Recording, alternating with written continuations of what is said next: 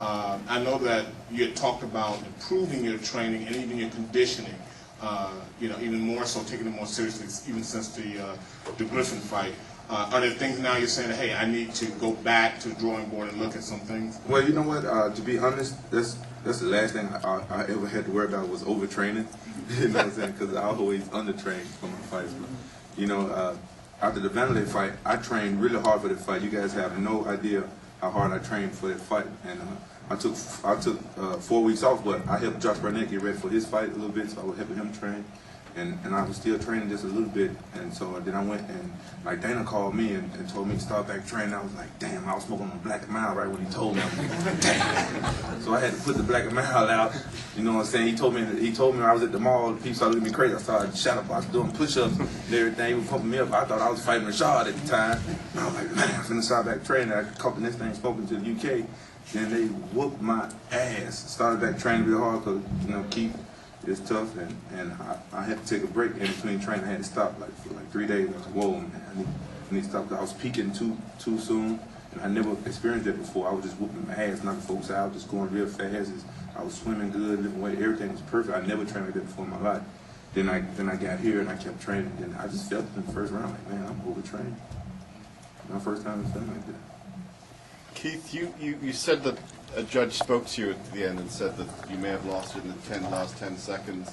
How did you read the fight? How did you think you were doing in terms of the decision? I knew it was close, but I just keep trying. I don't play the points game. I always try and just break my guy and knock him out, and so I knew it was close, but I wasn't going to be dancing around. I was going for him there at the end, and got caught, I guess.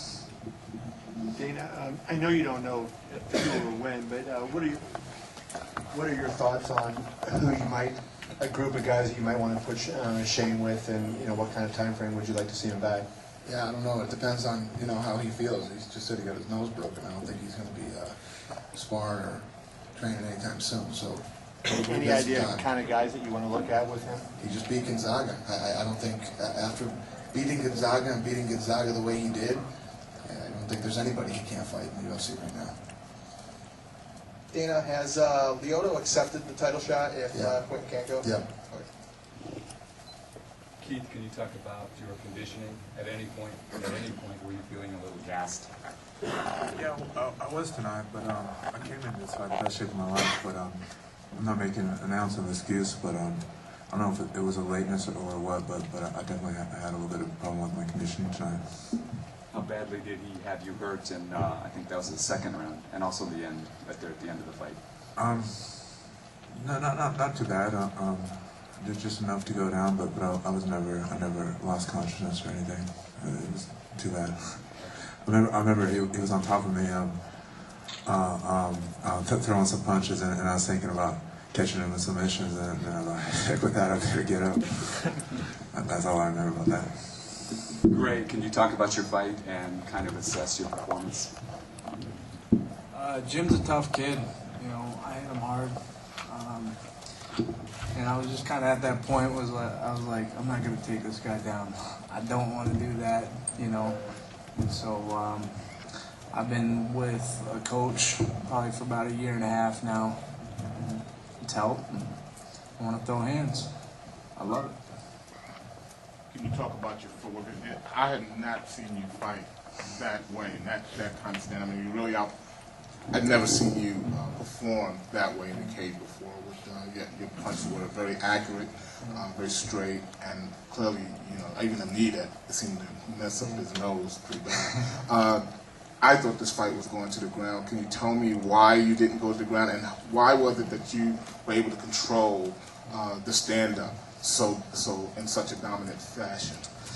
I've been trying to box every day, probably for the last year, and it's just about to click, And I was like, dude, I'm gonna go out there and I'm gonna throw.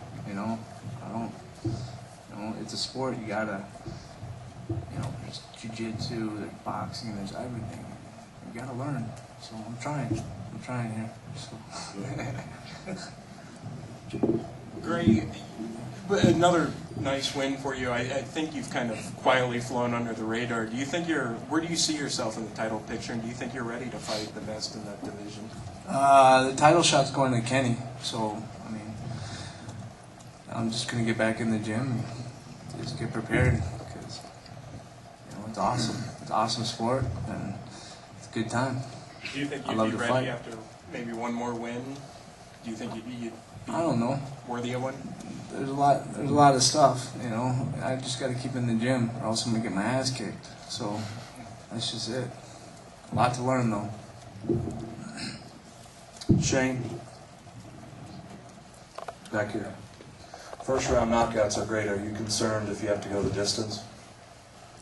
That question gets raised all the time. I train at 6,000 feet, and we go 5.5s all the time, and former wrestler, so my conditioning I think is actually one of my assets. So no, I'm not concerned, and actually I think I get better as the rounds go on. At what stage? You're still working full time as an engineer, right? Yeah, but they're allowing me, to work with the pros and stuff too. So, but I mean, is there a point where you might have to make a decision, or Absolutely, yes. might be coming up to that point? Might be coming to that point. Dana, could you talk about Barncat's comments about the walkout music? It's true. It's true. I let them all pick their music, and then I go back and change it if I don't like it. How about, I think it was Matt's song, was the 60s song, Hang On Yeah, Snoopy? Whose it's choice a was big that? Ohio State. He picked that. It's a big Ohio State song, I guess. I said no, and then they explained to me it's a big Ohio State song.